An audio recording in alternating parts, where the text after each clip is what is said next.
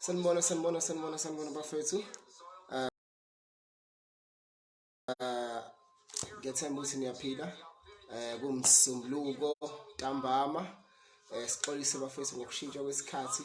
The show was supposed to be at 9 o'clock. But ke ngenxa yokuthi i-load shedding guys la ngikhona iyaqala ngo-9, so we have to ukuthi siyenze ngo-8 o'clock, of which is now 2 minutes past 8.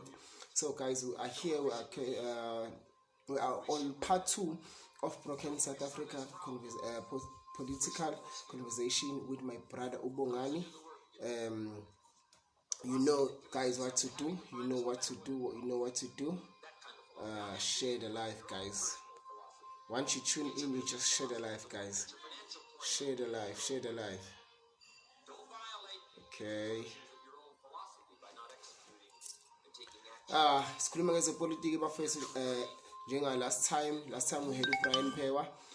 Today we have my brother Bongani Mthembu. Sisabuye le ndaba yezepolitiki Broken South Africa, talking about our leadership, the foundation of our leadership in our country, South Africa. So please do tune in, guys. It's going to be interesting topic. It's going to be an interesting session. Nyamazi ke Bongani bafethu, when I always host him, it's always a very chilled, productive, informative session with him. The guy is so wise. The guy is so informative, guys. So share the live. Once again, and you know what to do. Just share the live, guys. Don't show up alone, but show up with friends. Let your friends watch too. It's NK1 Show. It's cut. It's 3 minutes past 8. Ziakala. All right. We are band Glendale, guys. Umalanga is very, very cold, but yeah, we are warm, guys. We are warm. Let's tune in.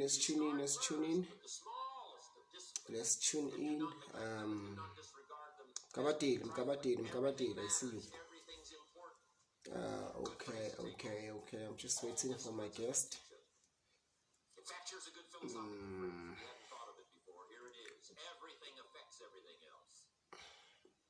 It's so easy to be casual and say, well, this doesn't matter. Okay, people, this doesn't matter. I'm telling you, everything matters.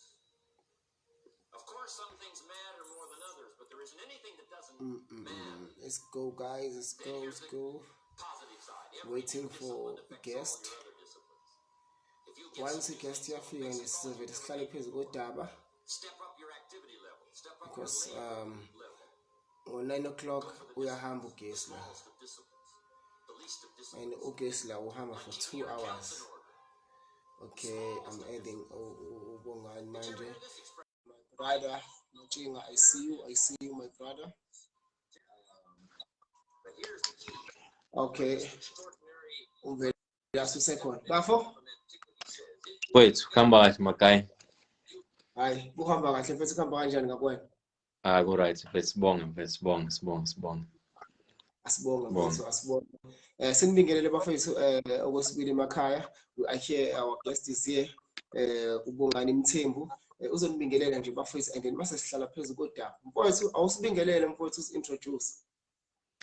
Ngibonga kakhulu mfethu, ngithi ubonge iphalona, ngibingelele mfethu bonke sinabo la ekhaya, abalaleli ngithi sanibona, yebo.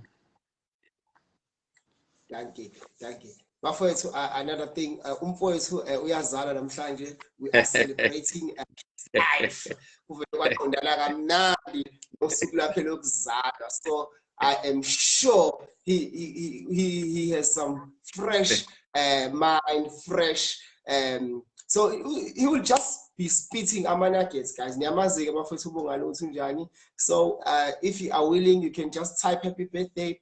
Type your wishes like my comments, guys. I don't mind. We are celebrating his life. So my bro, namhlanje sikumemile la ekhaya sizokhuluma ngaba esibhekene nalo la ezepolitiki, our leadership and everything nje ephathelene nezepolitiki. This is why we said in South Africa since sibone ukuthi izinto zihamba kanjani ezweni lethu. So maybe manje mhlawumbe ngikubuza ukuthi as a country, where do we come as far as the politics goes? Mfowethu ngibonga kakhulu ngethuba once again. Yeah, no, it's a very interesting topic, my brother. What we propose and made, and I was like, oh, okay, no, it's very interesting and very. I think it's relevant to the situation manje heading up for my elections, and especially also looking at amanye issues as a country esiwafaceayo. So yeah, it's very relevant. So yeah, I think all of us are very aware of what's kahle in the apartheid era, where la sabona khona izinto engekho right. And as I think an hour ago, what ngicabanga topic yakho ngithi yazi we'll be surprised, because if manje you can actually do a survey and actually randomly pick people and just ask them ukuthi, do you prefer this South Africa or the apartheid South Africa? Yazi, some people will be shocked because they'll say they prefer the apartheid South Africa, of which I'm totally against that. But again, everyone has a right to their own opinion. Mina, I prefer the South Africa that we are living in now, compared to the one that we had no rights. Basically, we were treated like slaves. It's so unfortunate because the system currently in the democratic dispensation is still treating abantu bakithi abamnyama kakhulukazi ubandlululo lisakhona lisaphila. Siyayibona nangalama issues mfethu segregation that was there during apartheid, siyayibona namanje sakhona, yabo. Njengoba isakhona namanje i-segregation okhombisa ukuthi umuntu ohlala ema-township, ohlala elokishini, njengoba njenganje sakhulela emalokishini, lowo muntu kahle kahle it's so unfortunate because kwathi kuvotwa sathemba ukuthi lento inequality, that gap it's going to be bridged. How?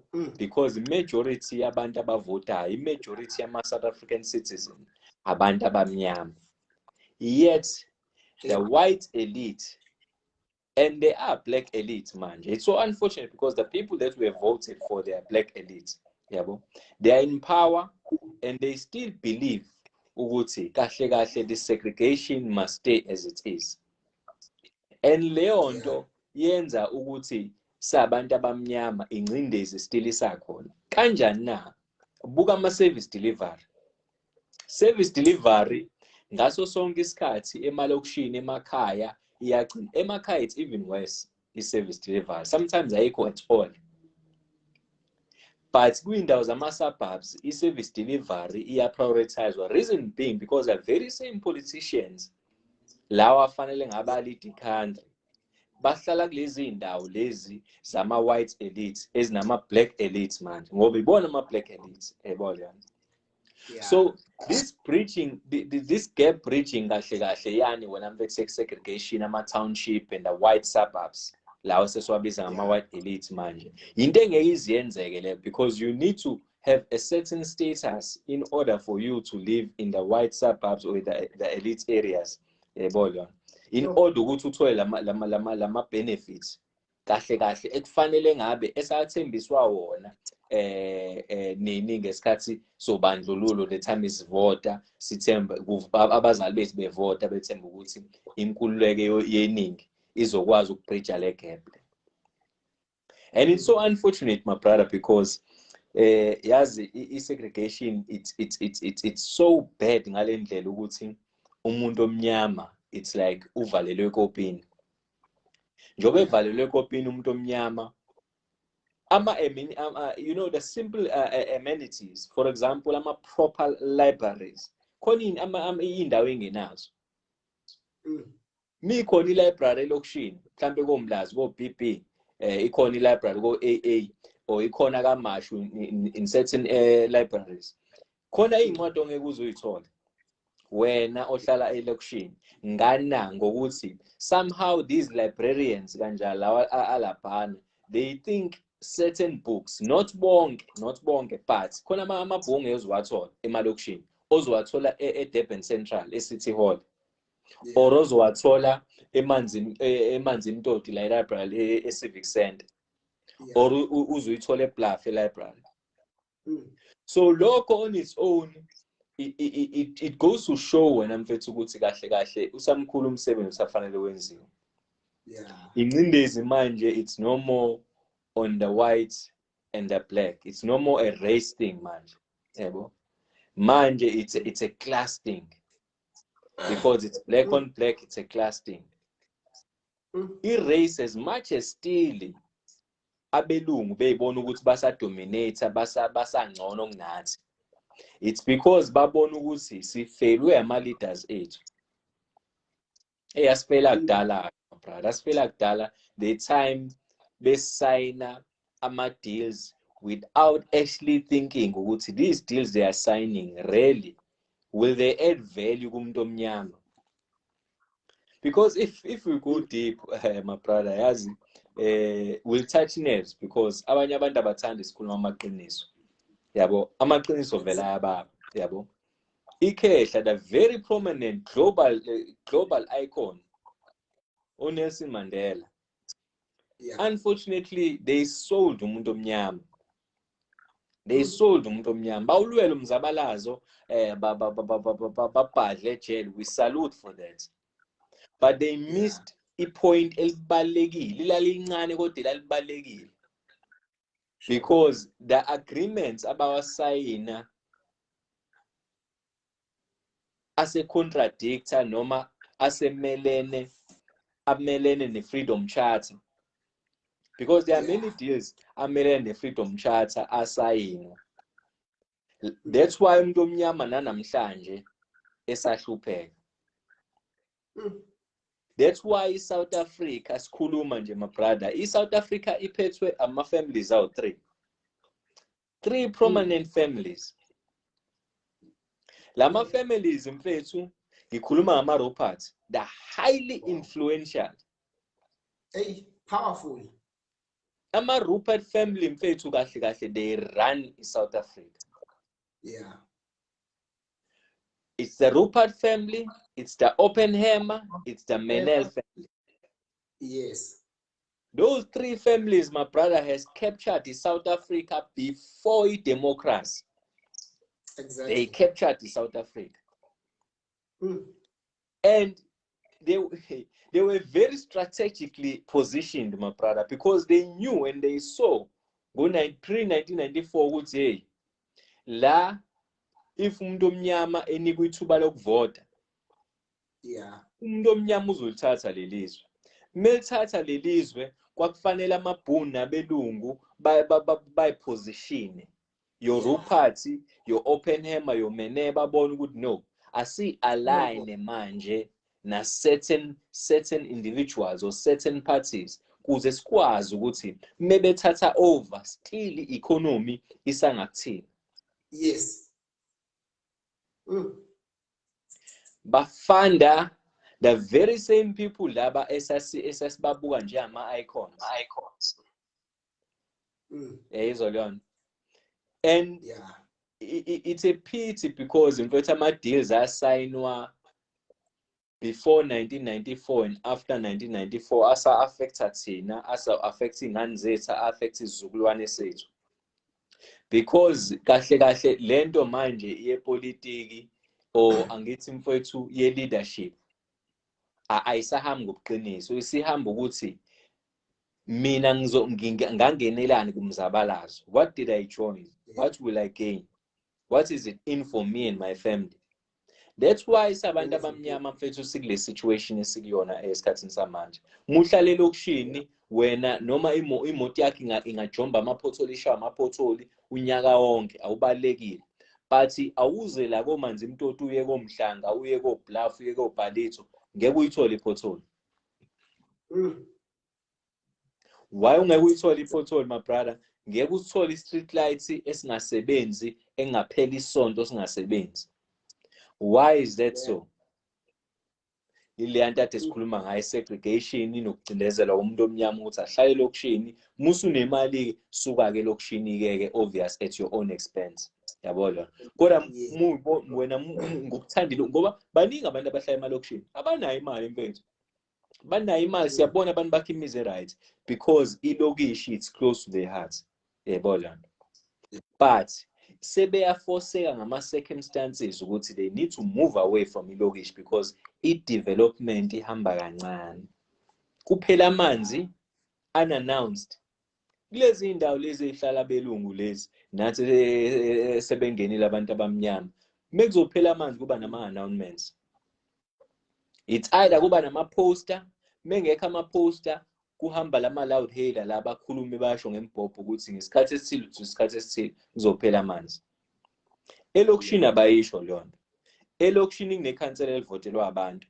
lelo khansela elivotelwa abantu liba ne-office lapha elifika kanye ngesonto alisahlali elokishini leli khansela baseva kanjani abantu ongahlali nabo yabo lento ye-status mfethu neclass ukuthi impela igcina iba inkingi iba nomthelelo omubi ngoba manje ugcina wena uyi-distance from abantu abakubeka in power mesibuyela kule mndeni ewu-3 my brother ngoba sikhuluma ngepolitiki ukuthi kahle kahle who runs South African economy at the highest office ngoba kahle i-economy mfethu siyazi njengoba sila nje siyazi sonke ukuthi i-economy irun obani imndeni ewu-3 but the most influential ndeni kule top 3 ubani ama-Rupert ama-Rupert ngale ndlela ukuthi mfethu ama-Rupert they literally own angazi how many companies la eMzansi and overseas almost companies exactly banama-shares because they banks yes they're into financial investment they're into banks exactly yabona they're into agriculture they're into agriculture media they're into media agriculture healthcare and a host of other companies in fact yabona and if mubheka kakhulukazi ilento i-pharmaceutical healthcare agriculture banking sector yabo those 3 sectors my brother very powerful sectors munyakazisa lawo ma-sector susho unyakazisa bona msalofu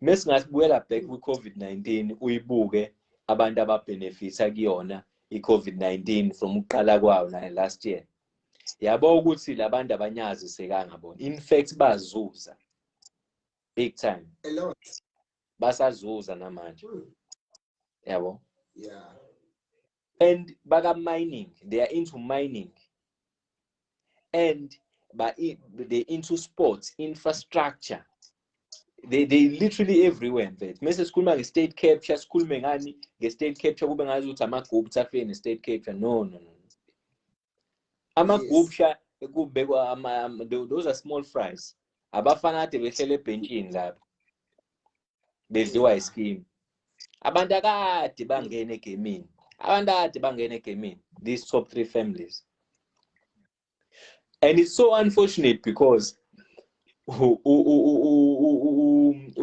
uJay-Z ufike wavumela these small fries ama-gupta ayidalele it was a flop lento ayenza asinali sibalekele iqiniso ngoba phela sikhulumela ama-messes la sikhulumela ukuthi umuntu omnyama usahlupheka umuntu omnyama namhlanje khona izingane ezisawela imfula mefayizi esikoleni zirisk impilo zayo khona izingane ehamba ngeenyawo kwi-gravel mezi esikoleni khona izingane kule weather sihlala kuyona ezithi meyifunda ama-wind afile wonke khona izingane ezisafundela ngaphansi kwesihlahla under i-administration yabo bonke labo president from Mandela to the current one lo Ramaphosa so mfethu ngingathanda ukuthi sifave only iside le one however Fanele senze ama-checks and balance kodwa.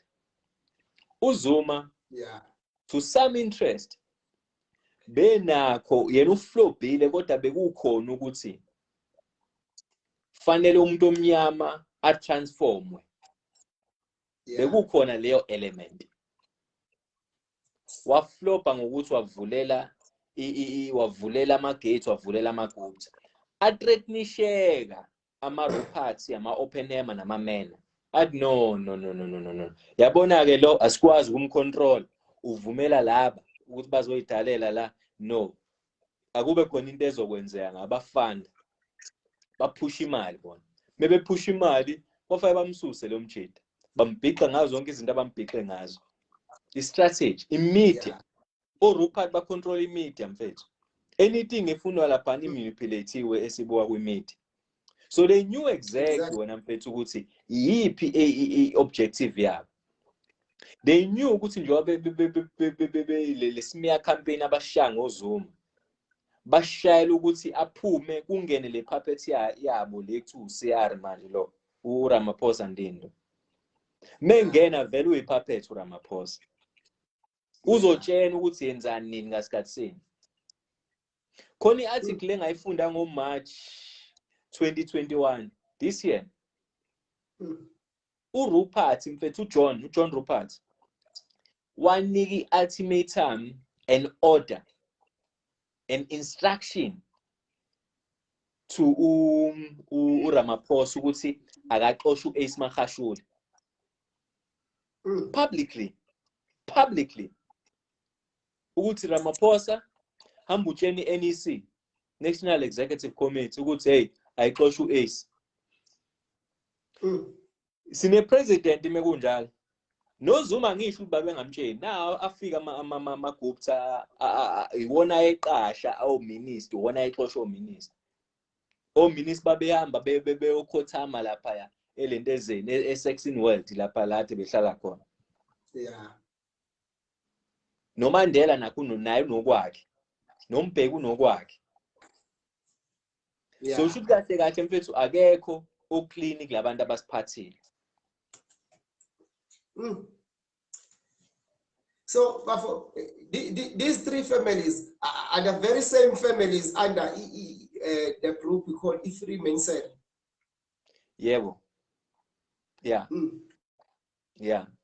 Awumusuya lapho usujula-ke lapho mfethu. Usujula-ke musuya lapho. Yeah. Ngoba usukhuluma manje usungena kule topic ye-world order manje. Yeah. Because it's very it's about very same thing, introducing or putting us to a new world order. Yeah. And there's wona mfethu lento le my brother. It's so complicated ngale ndlela le yokuthi if you don't toe the line. Yabo manje currently uRamaphosa is towing a line. Uthi ama-Rupert athini, ama-MENA athini, ama-Oppenheimer athini. UZuma was towing a line to ukuthi ama-Gupta athini. Yes. uMandela was towing a line somehow kodwa futhi azange afuna uku-interfere kakhulu kakhulukazi uRupert ngoba uyena wayephambili uRupert ngaso sikhathi ngesikhathi nje kuphatha uMandela yabo, but financially wayefund i-ANC hayi kancane because currently ultimatum ngesikhathi bemnika i-order ngoMarch, was it March? Yeah, March 2021 uyena uRamaphosa ukuthi akaxoshe uAce. Kwathiwa mengamxoshi NEC, they will stop funding with immediate effect. Yeah. And the funding lesikhuluma ngama brother yakhumbula ukuthi there's a law manje ethi each and every political party must disclose ukuthi malini abayithola private funding. Any funding abayithola they must disclose. Yeah. Now umbuzo uthi when they disclose, are they giving accurate information? Uguti, example, the Rupert family has given 20 billion. The Menev family has given 10 billion. I don't think they're accurate. I think there's still a lack mase kufanele babe accurate in terms of ukuthi imalini abayithola is private funding. And that on its own, it's a shortfall because it defeating the purpose of it disclosure or transparency. Why lento bibalekile mfowethu? Why bibalekile lento yokuthi I mean all these parties must disclose their information? It's because number one, each and every party once ya disclose ukuthi imali yayithathaphi, kuzokwazeka ukuthi le mali ifike ngendlela eclean noma ifike ngendlela ecorrupt. Kanjani na? Magayi uthola mfowethu itender ka ANC ya 100 million. Musu funda wena uANC usubuya with an angle ukufunda kuma campaign awenzayo. Yabo leyo nto ukuthi it's a kickback yani yenhlangano ukuthi yakufunda now wena you are sort of like you are returning a favor. Lezo zinto ezinjalo ziyacountwa if ngathiwa khona an independent committee ezobheka into enjengalezo. Why ngisho kanjalo? Because if funding iqhamuka from isource engazeki, ingozi leyo nto.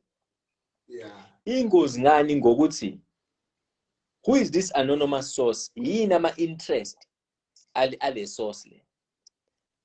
Ama source akhe ngaba clear wena. I mean kungaba clear ukuthi uBrada Nxewu why fund iANC.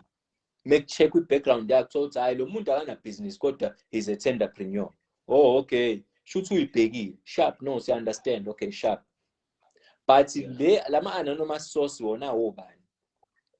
So methi lo Oppenheimer uRobert mfethu methi uzo stop i-funding with immediate effect. Aphinde washo that is very interesting statement. Wathi even the media campaign, even the media campaign, they will stop the media campaign as well in favor of ECR17.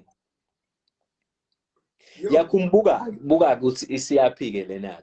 Ithi lento yabo nje okwahlula unkosikazi lo mama lo usakwazi unkosazana Dlamini Zuma. Yambothi wahlulwa kanjani umama? Wahlulwa ngokuthi uRamaphosa wayene backing. I-backing yama billionaires behind him. Amfandayo financially, aphinda azomfanda ambheke ngani ngemedia because they controlling the media amaRobert. So yabona lo mama why she didn't stand a chance ukuthi win against uLomjita. And lokho on its own, it's a clear indication ukuthi lento mfowethu yepolitiki, it's a very dirty game. Unkosazana Dlamini Zuma no Ramaphosa basephathini eyi-1. Mebesephathini eyi-1 kodwa khona the multi-billionaires khona mfevayo oyi-1. It's because they know ukuthi lo abamfevayo iyona puppet yakhe. Uyena ozojika abadayisele the state owned resources zi-privatize izinto ey'belonga kwi-state. Yabona ke lento esikhulumayo mfowethu la ukuthi iphinde iyaphi manje iya kulento ye-SAA. A country mfowethu without I mean their own flights, their own flights. Amabhanoyi, it's not a country, my brother. Amabhanoyi, if it belongs with state, that's the dignity. Lento ifana nani mfowethu, ifana nokuthi umnomzane wekhaya uhlala emakhaya kaZulu kakhulukazi. Awunalo ihawu,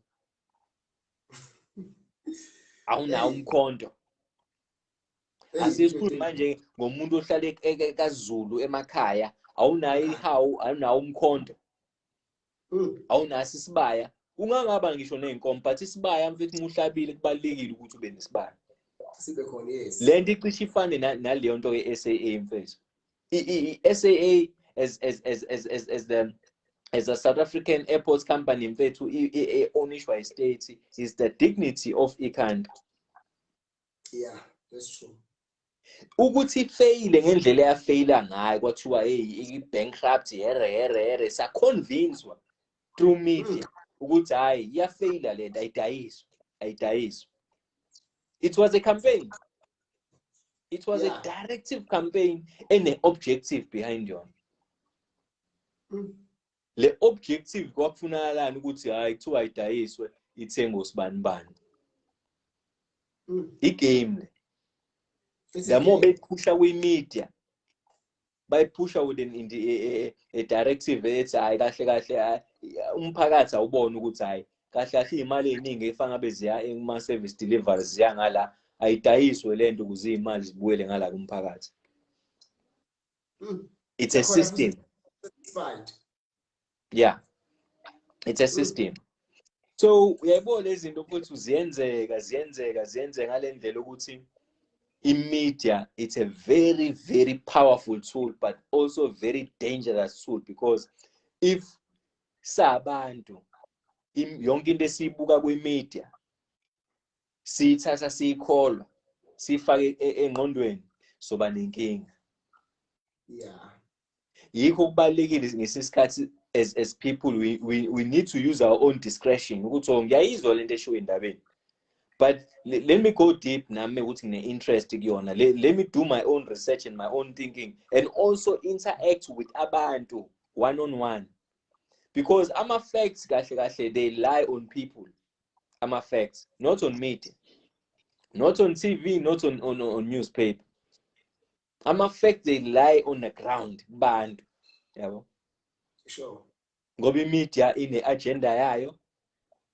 You can have ama journalist are genuine ngomsebenzi awo, but into misifika lapha ku-editor, u-editor una powers to thumbs up or thumbs down.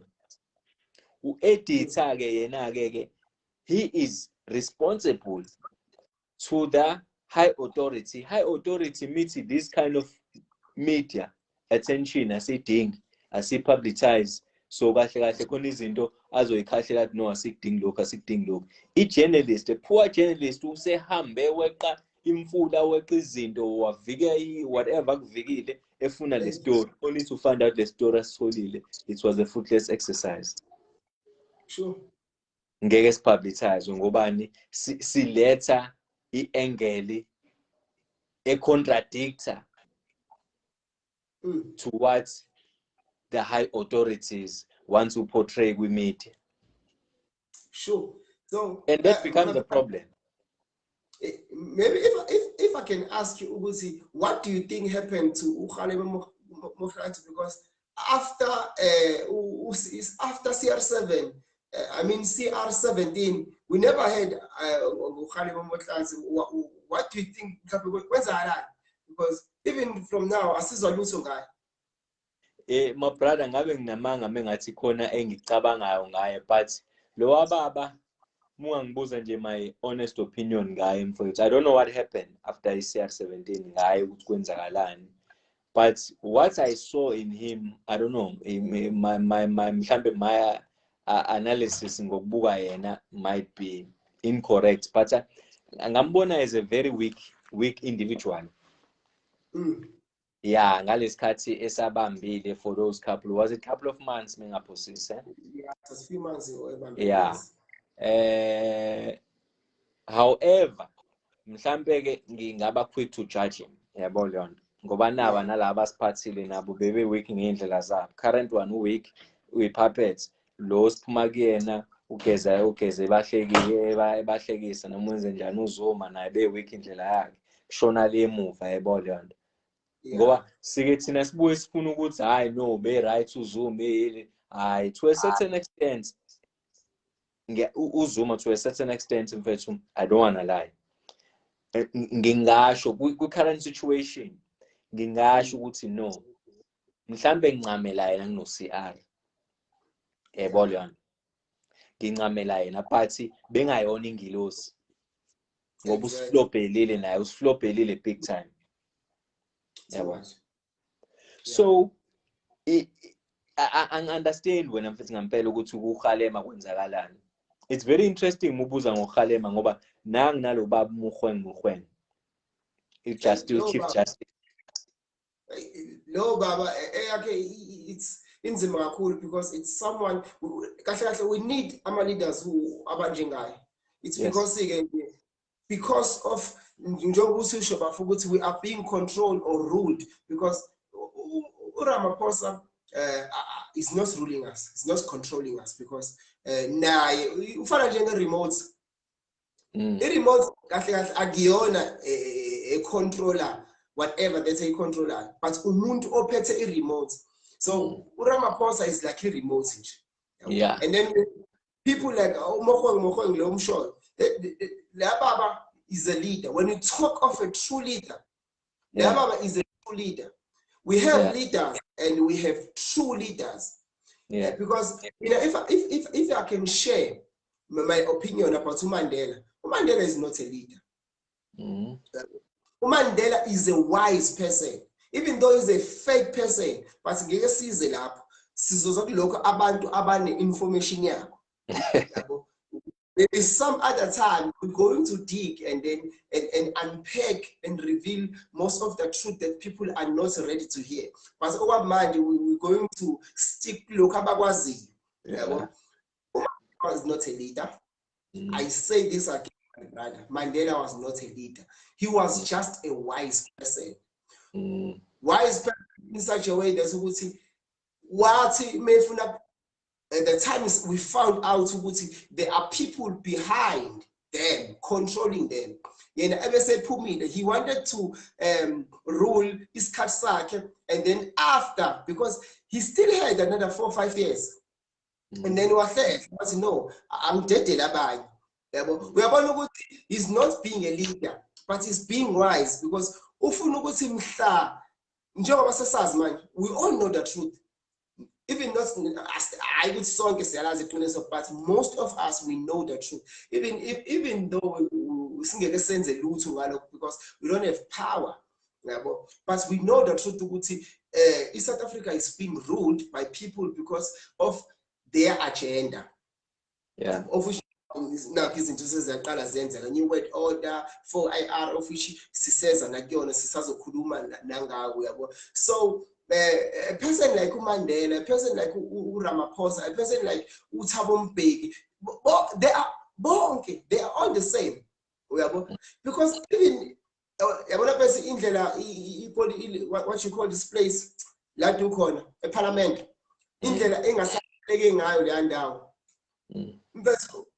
there should be order there. There should be order. But why is no order? It's because all these people, they know the truth. Akekho ozokhomba umunye ngehlo lokuthi hey wena musukungitshela ukuthi musukungiyekisa ukuthi because mina ngazi ukuthi yabo it's like nje bayayekelana nje bebenze lezi they are chowing the money like no one's business, bro. And we are sitting back watching at them like we are watching a soccer game because we got nothing to do. So we're in a very, very big crisis like South Africa. Well, my brother, what do you think about the future like South Africa when you look at all these things happening from the foundation, from back in Nxewu Mandela up until CR17 back on and Baba's pet? Do you think South Africa has a future? My brother, ndimengibuyela back kancane lokho ade ukusho nje mfethu ngisho ukuthi ngempela no. Iqiniso mfethu ladulesha ukuthi le nsizwa le eMandela was well trained and a very wise person. Iqiniso lelo. Yabo mfethu sometimes you ungabukeka njenge leader but yet i-advice oyitholayo from your advisors mhlambe wona ama advisor akho ane skill se leadership wena musu announce izinto nokwenza kwakhe izinto, you look like a leader, and it's the people behind you laba ngathini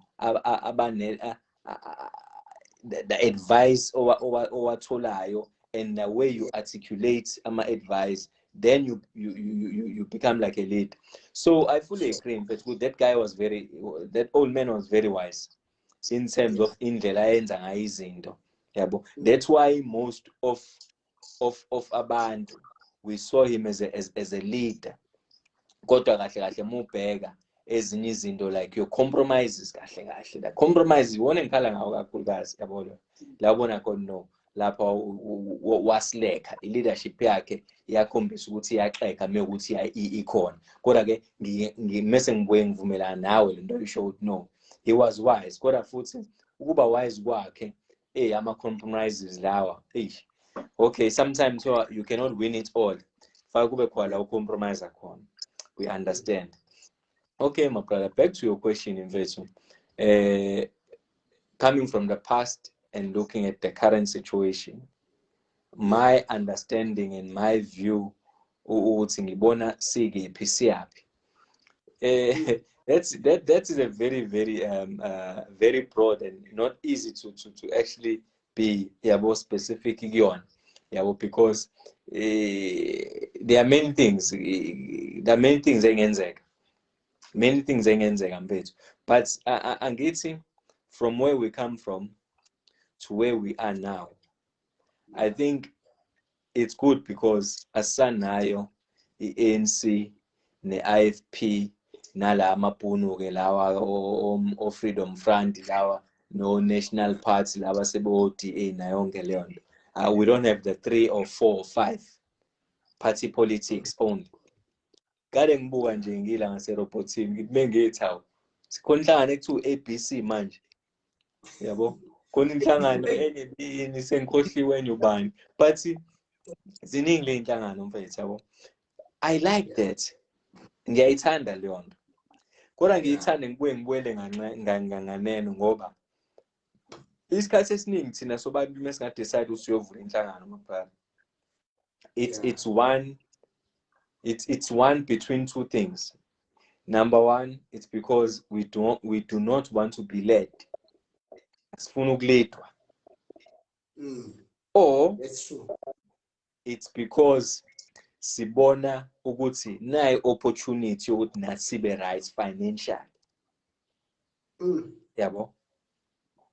Because I firmly believe ukuthi muse enkampanini ethile or ukwipolitiki ethile kuze izinto ishintshe, you change it from the inside. As much as uzo sideline, that's why sibone bebulalana bodwa kanje. Apart from i-ANC kuphela, zonke le nhlangano ziyabulalana. Mhlawumbe singakezwa ku-DA kodwa iseza nakhona. Mhlawumbe singakezwa futhi ku-EFF kuseza nakhona. But i-ANC ne-IFP nje kade ayibulalana labantu, kade babulalana. Bebangani ikhundla ukuthi ubani ofaka ngenelo ba ikhansela, yabo. So ngiyayithanda ke mfethu lento yalezi inhlangano eziningi manje, yabo. Ngiyayithanda because it goes to show ukuthi South Africa, when it comes to democracy, i-democracy khona. I-democracy khona in a sense ukuthi uyakwazi ukuthi sidecide namhlanje ukuthi hayi asambe so register lapho IEC sesifuna ukuvula inhlangano yethu sithole la I think it's 50,000 votes, 50,000 signatures or 50,000 or 50 signatures. Sesihamba lapha siyovula lapha siyosayina sesibanika onke ama-details abangawafuni. That's democracy, yabo. Ayikho too much of red tape, yabo. And I think our Section 9 institutions as well somehow mfethu lisakhona iqiniso, but mase kuhambe abantu abanjengo Mukhweng sengiyasaba, mase kuselo zondo kuphela sengiyasaba, ngoba manje sekusela abanye abantu who toe the line, abatshenwayo kufanele benzeni, Yeah, I was about to say that. abasebenza nge-agenda yabo. Yeah. Sebe yabo mase kusele siye sayidebate nje, when was this, 2 weeks back lapha la ngikhona. Abanye bakholela ukuthi uZondo 100% yini imedia importray kanjalo uZondo. Exactly. Yes. Yabo. Precisely. Ngathi mengibatshena what my thoughts about uZondo. I've got respect for Lela Cash, but irrespect yami sengiyiluzile for yena futhi. He comes from humble beginnings, mfethu. Yeah. uZondo was raised or I would say was supported or funded by an Indian man who owned a shop. uZondo ehlala emakhaya kungenalutho kungenantwana. Enentshisekelo yokufunda federisha ama studies akhe. Kodwa kubo la eqhamuka khona ikati leleziko. Wahlangana naleli Indiya elinesitolo, wacelani? Wacela itoho. Lamnika lelo toho lelo. Shuthi azama ukuhlanganisa nakwenye indawo ngoba uzama ukuba nemali. Afike late ngalambuzo yini ulate emsebenzini, athi hayi ngoba asaba ukusho, wagcina esho ukuthi hayi ngoba nangale khona la ngibambe khona. Yini usebenza ngala nangala ngoba uyahluleka kumele isikhathi sakho. Ngizama ukuhlanganisa ama-send ngikwazi ukuqhubeka ngifunde. Wathi into kanjalo, wathi okay ayiqhubeka usebenze la. Njoba esebenza wayemnika ukudla, wayemholela ngokudla, ahamba ekubo afike necross. Then wayesezwa le esikole nokufuna ukuthi ufuna uqhubeka afunde. Waseke wabona ukuthi okay ke manje should lo udinga imali. Waqhubeka wamnika ukudla ukuthi aye lapha kubo bayodla bomndeni ngoba wayesawumfana omncane. Wasenze njani emva kwalokho ke? Wasethi nayi imali engizokholela yona ama savings la ukuthi ukwazi ukungena lapha enyuvesi. Wangena kanjalo, wamkhokhela, in fact wamkhokhela wonke ama tuition fees akhe. Lelinde wafunda kanjalo ke wenza iziqu zakhe waze wala ekhona namhlanje. It's a very touching and a very sensitive humble beginnings and the story yabo. Sure. Share lento, he was actually crying tears in one commission share lento. And it said muthola umuntu onjalo mfethu esenza lento ayenzayo manje, towing the line. We believe that he should be a man of principles and calling a spade a spade. God, it's so unfortunate because sometimes abanye abantu, they believe in their masters. They have to toe the line. That's why currently Ramaphosa is towing the line of the Rupert and Mena family and the open hand. Uzuma was towing a line to the Gupta families. And so this wide monopoly capital, it's a monster pillar of futhi destroy umuntu omnyama. Yeah. Yes, but you see, from what we are saying, all our leaders who have been presidents, banabantu babo ababalidayo. Yeah. Mandela, it was a Freemasonry, of which it was about John Rupert. And then came to Thabo Mbeki. Thabo Mbeki, he was partnership with China. He brought Chinese. And then when Zuma take over, Zuma brought Amandi. Even though Zuma never brought Amandi, but Aba popular through Zuma. And then it came Yasala no Zuma. Yeah. Zuma never brought anyone. But see, Nelson Mandela was brought by the Freemasonry because this man is very wise and these black people are becoming more and more and they are more powerful.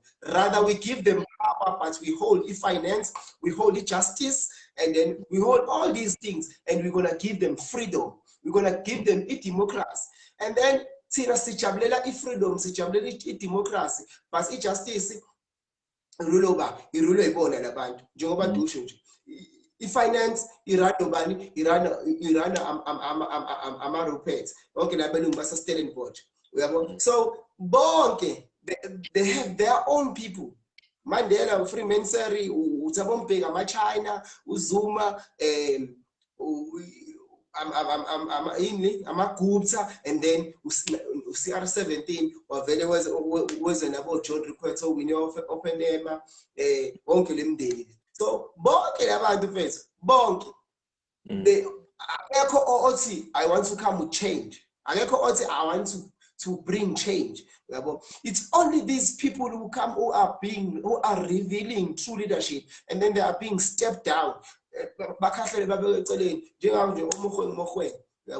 then masekuzoba khona abantu abazophusha i-agenda, abazoba ama-puppets, OCR17 labo, ozondo labo, yonke le genge le, uyabo. So i-leadership eSouth Africa, ngingasho mina I can confidently say asinayo i-leadership eSouth Africa. Yeah. Leadership in South Africa, asinayo, yabo, because I think 2 weeks back, kunomunye baba oyikarati who sent me a video. Angilalelanga yonke leya video, but I was shocked and I was so confused after listening to the video. Ukuthi lo mlungu owaphesheya uthi it is very not safe to invest in South Africa. That is why we tell all the companies in this country not to invest in South Africa. South Africa is no longer a fertile soil. I was like, how can he say South Africa is no longer a fertile soil? It is not safe to invest in South Africa. Why? We are being controlled by them. But the very same people, they are saying it is not safe to invest in South Africa. And then I started to ask myself a question, because from my knowledge, I think the only company SRano in South Africa that belongs to South Africa, I think it's Ilovo Sugar, if I'm not mistaken. I'm talking about the big companies that brings like abenzeli South African man. SAP, I think from 2015 was no longer owned by South Africa. People basabambika SAP, South African breweries, is no longer South African breweries. It's AP InBev. It was bought by Brazil. It's AP InBev. This group of people, they are buying all the companies in South Africa. And then the government is expanding Bidvest. Bidvest is taking all over everything, is buying everything. That is why it's Bidvest all over, cleaning companies, motor vehicles. Bidvest is all over, sports. Is run by Rupert's family. There is no company, but from my knowledge, not even one company that is remained is owned by South Africans. And what does this tell us? We have natural resources. These natural resources, mining, the companies are not owned by South Africans. Yeah. They are owned by these people, and then Ramaphosa is given from long time. He was given a big percentage. Okay, when you will own a cent as like this percentage, because when sizo pusher ukuthi implement and then just implement ngawe. And then you will ask yourself question, masusuqala ukuza oZuma bebekhuluma bethi ngizokhuluma, uqala ukuza umbuzo oZuma mabecule bethi lethe umshini wami, yiphi umuphi lo mshini ekukhulunywa ngawo. Why Julius Malema, because they have work they corrupt kanje bengakhuzwa, why they are not stopped ukuthi okay, no what, EFF is no longer allowed a parliament because they are causing havoc. Why they are not stopped? Why abantu beshayana ngehlalo bethu? Why abantu beshayana belwa? The parliament should be the very highly respected place, but people buy that. It shows what all these people face. They know the agenda, they know the truth. They even divide themselves to open their own parties. Because by us, Umalema, the only thing he worries about, Why ifuna uqoqa umlungu? Because mawusathi ukubheka mfethu labantu laba beza ne-technology without abelungu. Mhlawumbe not now, but without abelungu mfethu our company, I mean our economy can be very, very, very low. Without abelungu. But why uMalema is against abelungu? Why uMalema is fighting for the land? He is not fighting for the land. It's because he knows what is carrying on, what is going on. Because as a result, mangase kuthiwa siyamvotela uMalema ngeke aqhubeke nalento ayenzayo. Uyabo? Down the line we can find out ukuthi naye he's been controlled. Uyabo? Because they should stop, they should kill him. They can't kill him because they all know the truth. Oh, lo mama Dumusho mfethu, I ngoba weak. She's not weak. It's because she knows what is happening. So she is just letting CR17 ukuthi, you know what, take over, because when we are being backed by these people from Iskasa Mandela while Usa is secretary, when available, that's when you were recruited, because Ramaphosa was recruited Iskasa Mandela. Yeah, so he just popped injured out of a blue. So it's a very, very long story. It's a very, very long conversation. It's a long way. Because because there are a lot of things to be unpacked. There are a lot of things to be revealed to people. So our country, I don't know. I'm not saying I still have hope. I still have hope. I still have faith for change, because I see this generation, there are a lot of people who are rising, who are very powerful. Who are very powerful. We will never know they're given a platform to serve their gift, to change the world. Because he's very wise, he's got good leadership skills. So I'm getting 2 years, after 3 years, and then I'm recruiting, and then I'm control. So but I think the only thing we can fight this is for us to be powerful in businesses. I want to be powerful in business. Not to see politics, but if you can be powerful, if this generation can be the generation that will be powerful, will raise powerful entrepreneurs, then we can beat these people back. Boga, I am telling you, we can beat these people. We can't beat these people. We can't beat these people with power. But the only thing we can beat these people through is see win back in South Africa to our own hands. It's for us to be powerful in business. If you can plan people, if let us be entrepreneurs, powerful entrepreneurs. If South Africa mangase kuvumbuka abantu abanjengovusi Thenjekwayo, if abantu abanjengovusi Thenjekwayo, this country in 15 years, this country can change. We can all have a similar mindset to Uvusi Thenjekwayo, the motivational speaker. That guy is very powerful. So I discovered every time when I listen to him make I discovered that uyazi mangase abantu abaningi babe nomqondo walomuntu, umqondo ukuthi sifocus like on building our empire, focus on being powerful in business, and then we can have power to overcome all. Because but for all these things that is happening, it's all about one thing. It's all about money. I can be powerful. I can be very impactful to people. I can be inspiring. I can be young in the ANC corrupt, very corrupt, but what are we doing about it? Nothing. And we can never do nothing because we don't have money. The truth of the matter about a man, if we can have money, if we can be powerful, not only be powerful, but be rich, be wealthy, we can beat these people. We can bring back Isaka to our hands. We can raise true leadership in South Africa, because the thing is money in South Africa. And we do have money. Yeah. We have silver, we have gold, we have gold, we have everything, bruv. And we are also rich. We are rich, very rich with agriculture. But what is happening? We are hungry, but we are rich, but we are hungry. So we need to be powerful. We need to have businesses, powerful business. We need to implement, bruv. We need to implement. We come up with new things.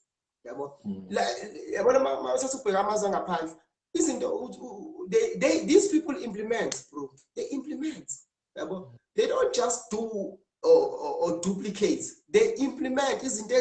They discover. We need to implement. We need to discover. In order for us to be millionaires, powerful billionaires, and then we can have it. We can have a chance and an opportunity to fight and overcome these people. In your closing, because it's now 9:02, and there are a lot of questions that I never asked you, but we're still going to carry on with our session. Maybe we're going to come back for part 3. This is because we need Yeah, no, but thanks. No, I agree with you. Mfethu kuma point owashilo la amaningi nje mfethu washilo. Mhlambe nami in closing nje mfethu ngabala ithi yeah, no, definitely. Yabo indaba kaNkosazana Dlamini Zuma wona mfethu, she was more funded by the tobacco industry and yabo land. So why Amaru parts are funded CR17 is because they knew they can control him, but they cannot control lo mama lo per se. And especially since in some sort of link with Zuma, so that's why they were pushing for CR17 ukuthi win.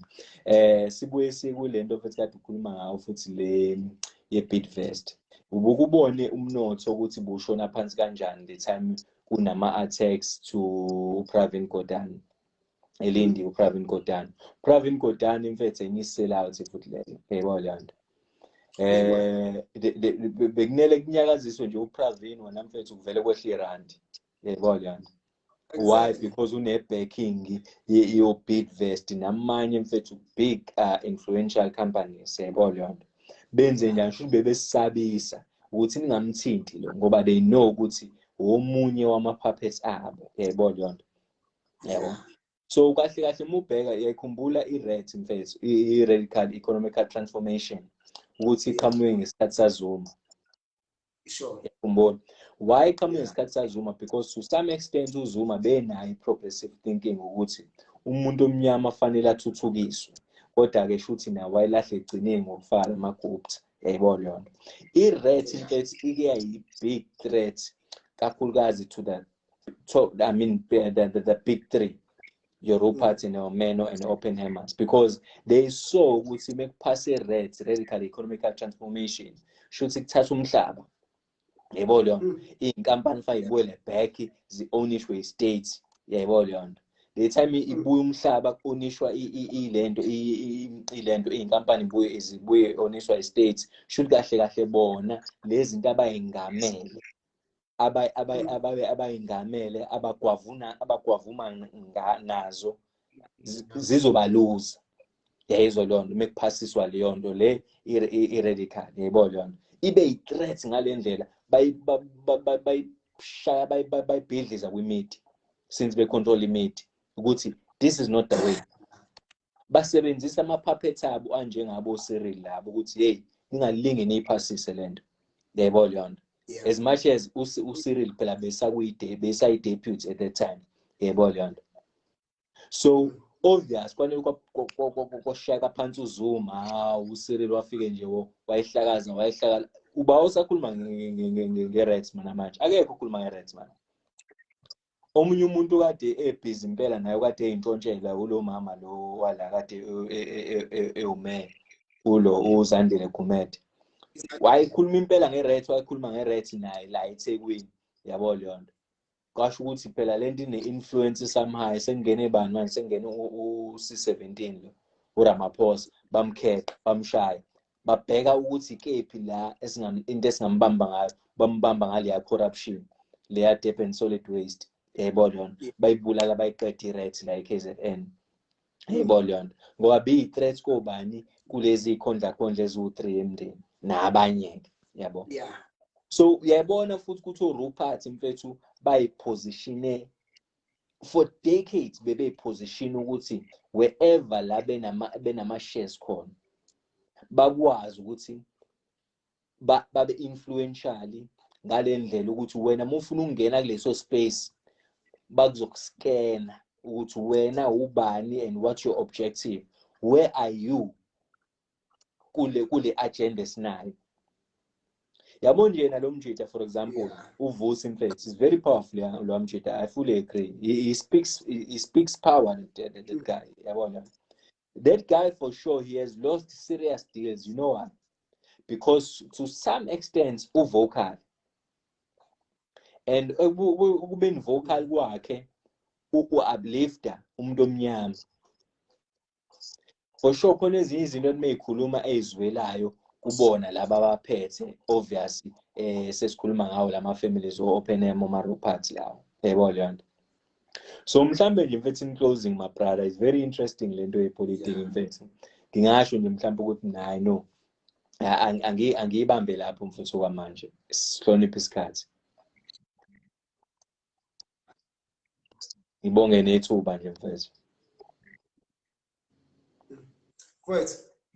Thank you very much. Thank you very much. It was a very chilled and informative session. I can see people Uti Andile. Wow, what an interesting topic. It is said, guys. Thank you for sharing along this important message. Thank you very much for tuning in. Andy and Lovu, please share the live so that Nabangan Bako, your friend list, they can watch. My leader, my senior, I see you. Babukoke, I see you. Thank you for tuning in. Please share this live.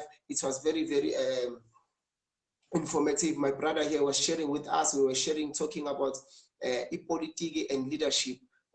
South Africa. Well, guys, maybe I can say we only spoke about 25% of what we were expecting to have today. You guys might seem or might think we have spoken all. It's just maybe 25% of what was expected to be done today, but we still have time and try to organize when he can come back and when everyone is participating to make it more fun and interesting, guys. So we thank you very much for tuning in and in any time, thank you very much, my brother. Thank you. Salute. Thank you. Bafowethu asishare ulive thina esibukayo, sishare ulive and share, guys. It can help a lot of people. Good night. I love you all. Salute.